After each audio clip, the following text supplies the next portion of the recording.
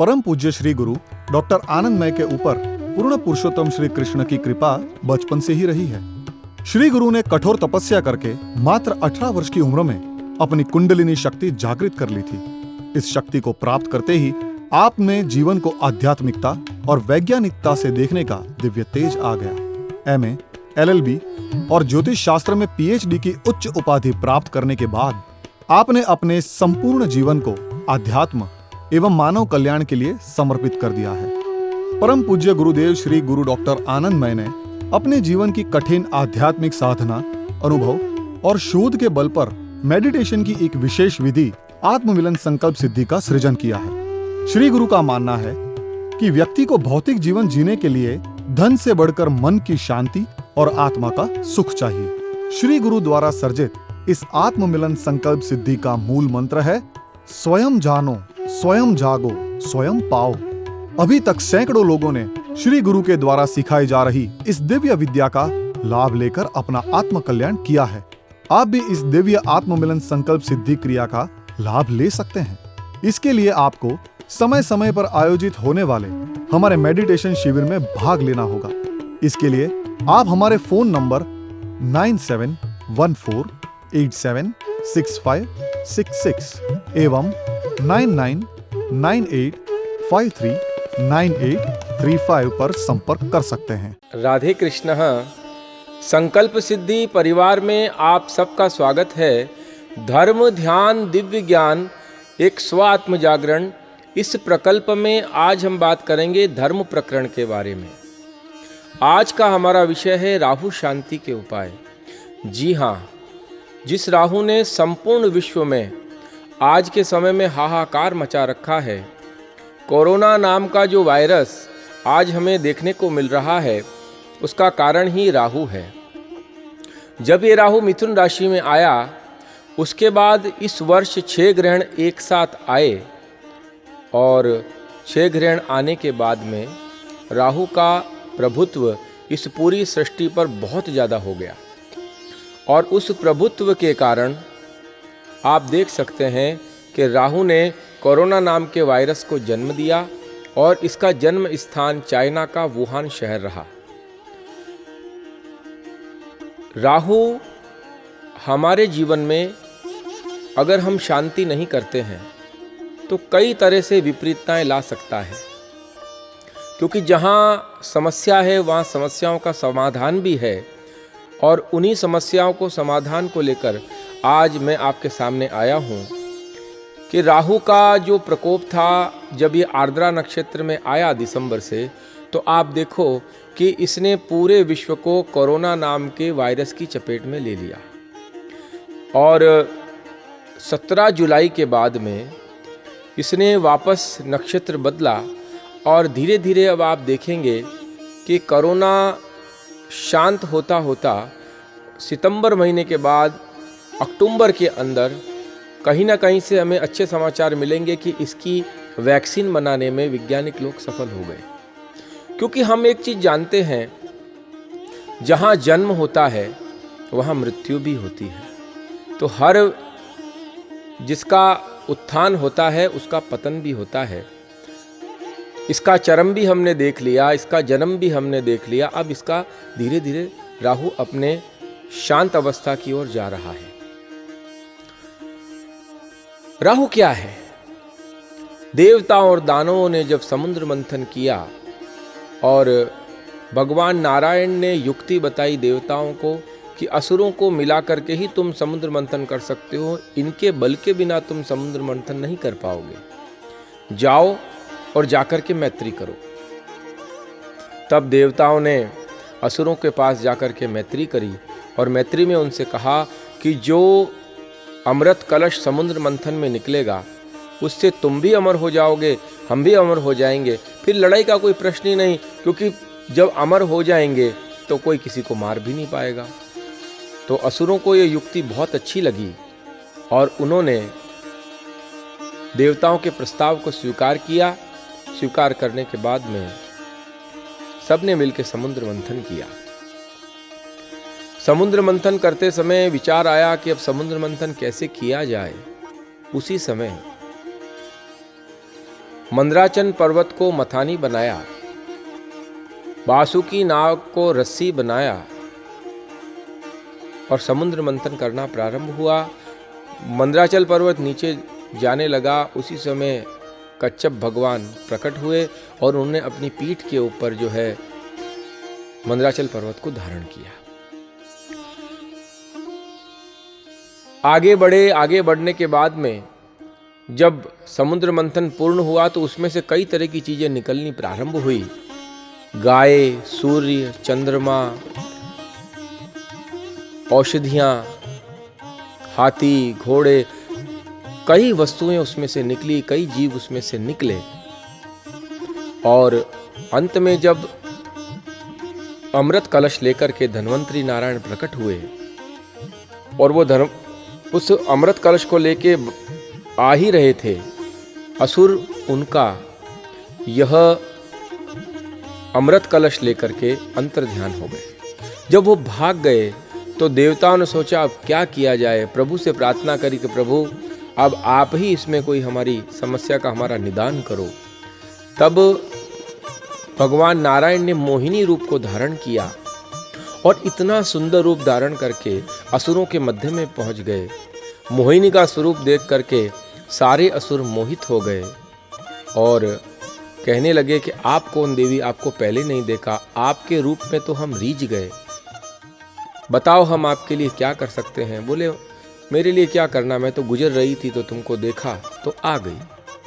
तब असुरों ने सोचा ये अमृत तो हमें पीना ही है, क्यों ना हम इस सुंदर स्त्री के हाथ से अमृत पिएं तो हमारे 4 चांद लग जाएंगे। मोहिनी के हाथ में अमृत कलश दे दिया गया। उस समय मोहिनी भगवान ने देवताओं को कह रखा था, देवता भी वहाँ प्रकट हो गए, असुर मारने के लिए दौड़े। तब मोहिनी भगवान ने उन्हें रोका और कहा कि रुक जाओ। फिर बोला सारा मामला क्या है ये बताओ। तब असुरों ने बताया कि ये अमृत कलश हम लेके आए हैं और हमें तुम पिला दो, इनको नहीं पिलाना, ये हमारे वैरी हैं। तब मोहिनी भगवान ने कहा कि तुम्हें अमृत पीना है, मैं पिलाऊंगी, तुम एक लाइन में बैठ जाओ। देवताओं को कहा तुम भी एक लाइन में बैठ जाओ। तब असुरों ने कहा ये क्या कर रही हो। बोले ये ऊपर जो पतला पतला है ना, पहले मैं देवताओं को पिला देती हूँ और गाढ़ा गाढ़ा फिर मैं तुमको पिलाऊंगी तो तुम्हारे को ज़्यादा बल मिलेगा और तुम जो है बहुत अमृतत्व को बहुत जल्दी प्राप्त करोगे। देवताओं को असुरों को वो बात समझ में आ गई। स्वरभानु नाम का एक दैत्य था, उसको कुछ बात जमी नहीं। वो देवताओं के मध्य में जाकर के बैठ गया। जब मोहिनी भगवान ने जब अमृत कलश लेकर के देवताओं को पिलाना प्रारंभ किया और स्वरभानु नाम के उस दैत्य ने उस अमृत को पिया और उसी समय सूर्य और चंद्रमा दोनों ने उस स्वरभानु नाम के दैत्य को देख लिया और प्रभु से कहा कि प्रभु ये देवताओं के बीच में स्वरभानु नाम का दैत्य आकर के बैठ गया है। तो प्रभु ने उसी समय अपने सुदर्शन चक्र से उस स्वरभानु का शिरोच्छेदन कर दिया, क्योंकि अमृत गले तक पहुंच गया था। तो उसके 2 टुकड़े हो गए, एक धड़ एक दिशा की तरफ गति करके आगे बढ़ा, दूसरा सिर एक दिशा में गति करके आगे बढ़ा। तो ये जो दोनों बने, ये राहु और केतु नाम के छाया ग्रह बने, जिनको हम पृथ्वी की धुरी भी कह सकते हैं। ये राहु और केतु है तो छाया ग्रह, पर जब हमारे जीवन में कभी भी कोई समस्याएं आती है, जब ये अनुकूल परिस्थितियों में हमारी जन्म पत्रिका में बैठे होते हैं तो बहुत अनुकूल फल देते हैं।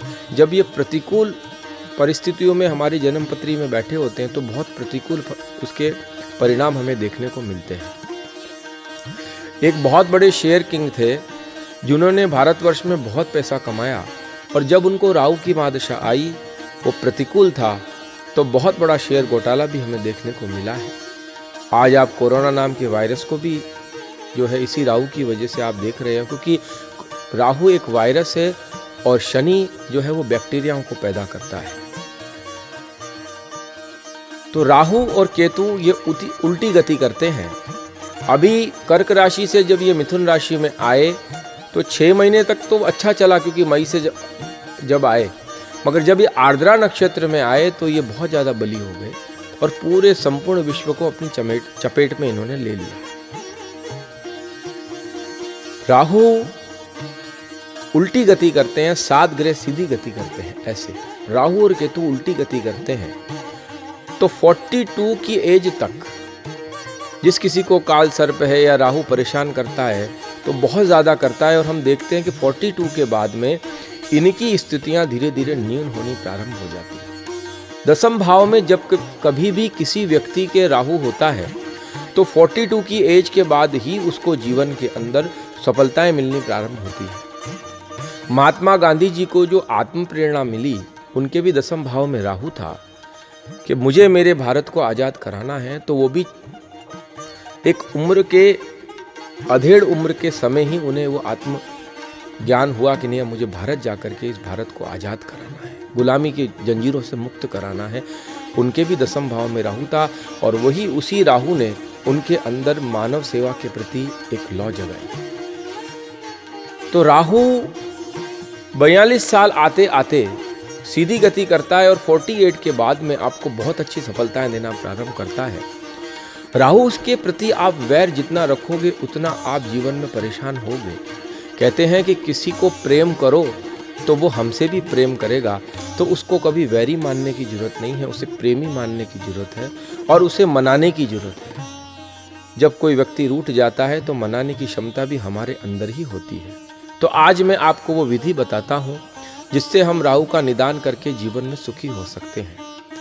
पहली विधि है कि जितनी आपकी लंबाई है, बुधवार के दिन या शनिवार के दिन आप 12 बजे पहले जितनी आपकी लंबाई है उतनी लंबाई का नाड़ा छड़ी, कलेवा, लच्छा या मौली जो हम हाथ में बांधते हैं पूजा के समय, वह आप लीजिए अपनी लंबाई के हिसाब से, और जितनी आपकी उम्र है उतनी गांठें आप लगा दीजिए। एक गांठ पे दूसरी गांठ नहीं लगाना है, छोड़ छोड़ के आपको गांठें लगानी है। और एक नारियल लेकर के आप 12 बजे पहले नदी के किनारे आप पहुंच जाइए। उस नारियल के ऊपर आप उस मौली को, लच्छे को बांध दीजिए और नदी माता से प्रार्थना करिए कि हे नदी माता, मेरे ऊपर राहु का कोई भी प्रकोप हो, कोई भी समस्या हो, राहु मेरे अनुकूल हो जाए और मेरे जीवन में जो समस्याएं हैं वो सब समस्याओं से मैं मुक्ति पा लूं और आप मुझे आशीर्वाद प्रदान करो। और 5 मिनट ध्यान करते हुए और ऐसे आपको उस नारियल को नदी माता को समर्पित कर देना है। आप स्कूटर, मोटरसाइकिल या गाड़ी लेके जाएं तो आप एक बोतल अपने पास में रखिए, और उस बोतल को जब आप वापस अपने वाहन तक पहुँचें तो अपने शरीर पर छींटे डाल लीजिए। जाते समय और आते समय आपको किसी से बात नहीं करनी है। दूसरा प्रयोग राहु का है कि एक नारियल का गोला आप ले लीजिए साबुत, उसको ऊपर से काट लीजिए छोटा सा, उसकी कैप को, उसके अंदर गेहूं, गुड़ और ड्राई फ्रूट डाल करके उसको बंद कर दीजिए, और आपकी जितनी लंबाई है उतना नाड़ा छड़ी, कलेवा, मौली या लच्छा लेकर के उसके ऊपर बांध दीजिए, और आपके सिर से के ऊपर से 7 बार एंटी क्लॉकवाइज उसको घुमाना है, और अपने सिर से 7 बार घुमा करके कहीं भी कोई पेड़ हो उसके जड़ के आसपास कहीं भी खड्डा खोद के उसको गाड़ दीजिए। और यही प्रयोग जब आप राहु का करने जाएं और नदी के किनारे जब जाएंगे तो आप इसी तरह 7 बार एंटी क्लॉकवाइज इस नारियल को घुमा करके नदी में समर्पित करें, जो प्रयोग मैंने आपको पहले बताया। अब तीसरा प्रयोग आता है कि काले कपड़े में 7 बादाम और एक नारियल बांध करके बुधवार या शनिवार को आप कहीं भी किसी भी नदी के अंदर इसको प्रवाहित कर दें, उससे भी राहु शांति होती है। साधनाओं के अंदर यह है कि मूंग और चावल अगर आप बुधवार को खाकर फिर कोई शुभ काम करते हैं, वो खाकर के घर से बाहर निकलते हैं, तो भी वह राहु शांति के लिए श्रेष्ठ माना गया है। बुधवार के दिन अगर आप मूंग का दान करेंगे, साबुत मूंग आते हैं, उनका अगर आप दान करेंगे तो राहु के लिए बहुत श्रेष्ठ माना गया है। उसके अलावा शिवलिंग के ऊपर आप बुधवार के दिन या शनिवार के दिन काले तिल चढ़ाइए, और अगर आप ब्राह्मण नहीं हैं तो शिवाय नमः का जाप करिए या ओम नमः शिवाय का जाप करिए, क्योंकि नमः शिवाय का अर्थ ये हुआ, न मने पृथ्वी, म मने जल, शी मने अग्नि, वा मने वायु, म मने आकाश। नमः शिवाय का अर्थ ही हुआ जो पंचभूत के अधिपति हैं वही परमात्मा। क्योंकि जब हम थर्ड आई चक्र पे ध्यान करते हैं तो 5 चक्रों के बाद में ही शिवत्व की प्राप्ति होती है। शिव का अर्थ होता है वैराग्य। लघुरुद्र का आप पाठ करवाइए। चंडी पाठ अगर आप किसी से करवा सके, खुद करें तो वह आपको बहुत काम लगेगा। तो लघुरुद्र करवाइए, चंडी पाठ करिए, यह भी राहु शांति के लिए श्रेष्ठ उपाय माना गया है। इसके अलावा आप राहु के मंत्र के अंदर ओम राम राहवे नमः, इसकी 18,000 जाप और 1800 का दशांश माला या हवन आप करवा सकते हैं, खुद कर सकते हैं। ओम भ्राम भ्रीम भ्रौम स राहवे नमः, इसकी आप 18,000 जाप 1800 का दशांश आप या हवन करवाइए, इससे आप राहु शांति होगी। और जो साधक साधना में आगे बढ़े हुए हैं उनके लिए एक मंत्र मैं आपको देना चाहूँगा जो बड़ा ही सिद्ध मंत्र है। ओम ऐं ह्रीं क्लीं चामुंडाय विच्चे, ओम ग्लोम हुम क्लीं जुम सह, ज्वाले ज्वाले ज्वल ज्वल प्रज्वल प्रज्वल, ऐं ह्रीं क्लीं चामुंडाय विच्चे, ज्वल हम सम लम शम फट स्वाहा। इस मंत्र की भी आप 1, 3, 5, 7, 9, 11 माला करिए, इससे राहु शांति होती है। इसके अलावा जो पुष्टि मार्गीय संप्रदाय से बिलोंग करते हैं, परम पूज्य गोस्वामी श्री 108 मथुरेश्वर जी महाराज श्री के चरणों में बैठकर उनके आशीर्वाद से मैंने यह एक बहुत अच्छा मंत्र प्राप्त किया है। वह मंत्र है श्री बलदाऊ दयालवे नमः। इस मंत्र के आप 18,000 जाप करिए, 1800 दशांश माला करिए और श्री कृष्णा शरणम ममा की आगे पीछे इसमें एक माला आपको रोज करनी है। श्री हरिदास वर्य गिरिराज गोवर्धनाय नमः, इसकी एक माला आप इसके अलावा करिए। आप पुष्टि मार्ग संप्रदाय से बिलोंग करते हैं तो राहु का ये मंत्र है। आपका खूब खूब मंगल हो और राहु आपके जीवन में ऐसी क्रांति लाए कि आपको हर तरह से सुखी रखे। इसी आशा के साथ आप सबको राधे कृष्ण। मैं अकेला ही चला था मंजिल की ओर, रास्ता मिलता चला गया, कारवां बढ़ता चला गया। श्री गुरु डॉक्टर आनंदमयी के द्वारा श्रीनाथ जी की नगरी नाथद्वारा राजस्थान में बनने जा रहे SBK कैंसर चैरिटेबल हॉस्पिटल के निर्माण में आप दान करके हमारे इस प्रकल्प में जुड़ सकते हैं, क्योंकि इस हॉस्पिटल में कैंसर से पीड़ित गरीब मरीजों का इलाज एकदम मुफ्त में किया जाएगा। हमें आपकी सहायता की जरूरत है। दान के लिए बढ़े आपके हाथ हमारे उजड़े जीवन को फिर से संवार सकते हैं। प्लीज हमारे लिए दान करें। कोई मां अपने बच्चे को कैंसर से तड़पता नहीं देख सकती। ना तो कोई पत्नी, ना पति, ना बहन, ना भाई, ना पिता, ना माता। परिवार का एक भी सदस्य कैंसर से पीड़ित हो तो दर्द पूरे परिवार को होता है। आइए भारत को कैंसर मुक्त बनाएं। दान के लिए हमारे ट्रस्ट का नाम है Radhe Sharanam Manav Kalyan Charitable Trust. Account number 03841450000082। RTGS एवं NEFT या IFSC कोड HDFC 000384। आप दान करके अपने को पुण्यशाली बना सकते हैं। श्री गुरु हाल में बड़ौदा गुजरात में निवास करते हैं। संकल्प सिद्धि परिवार के साथ जुड़कर धर्म, ध्यान और दिव्य ज्ञान एक स्व आत्म जागरण के द्वारा आप स्वयं अपना आत्म कल्याण करके सुखी हो सकते हैं। श्री गुरु जिन्होंने ज्योतिष शास्त्र में PhD की है, ज्योतिष से संबंधित कोई भी समाधान, ध्यान की कोई भी टेक्निक या श्री गुरु के द्वारा संपूर्ण विश्व में की जा रही भागवत कथा, राम कथा, सत्संग या मेडिटेशन कोर्स आप अपने क्षेत्र में करवाना चाहते हैं तो आप नीचे दिए गए नंबर पर श्री गुरु से कांटेक्ट कर सकते हैं। स्वयं आत्मनिर्भर बनकर अपने जीवन का कल्याण कर सकते हैं।